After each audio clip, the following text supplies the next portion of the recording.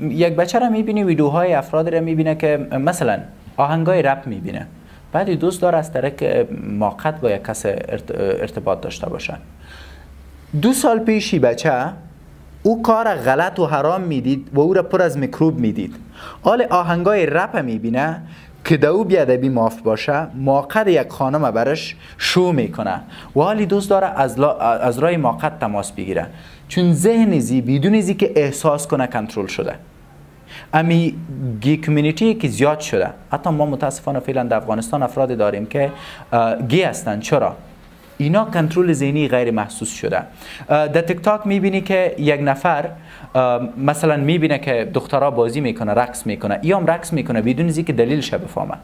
و یک مثال آخر دیگه بهتون که خیلی مهم است، کنترل ذهنی غیر محسوس در افغانستان بیشترین حدش ما در بخش عشق و عاشقی و عاطفه داریم.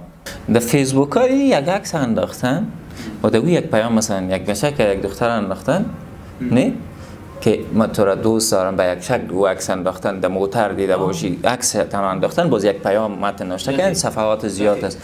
باز دمو کامنت خانه و کسایی که کامنت داده زیاد است و این ذهن برده کنترل شکلش او طرف با یک متن که مثلا شما صحبت دارید. و یک مثال خیلی ساده بدم، مثلا یک دختر که یک بچه که دوستش داره جنگ میکنه، بعد دختر مندازه که من میخوایم خدا بکشم و بعد بچه ور خطاست، زنگ زده رئیس که هوش کنی که فکرت باشه.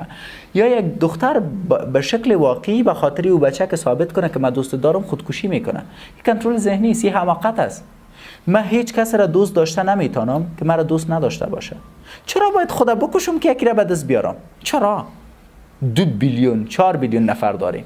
چرا یک کسی که مرا دوست نداره به خاطرش خدا بکشم؟ این همش برمیگرده به کنترل ذهنی و ما فقط معرفی میکنیم این چیزا را.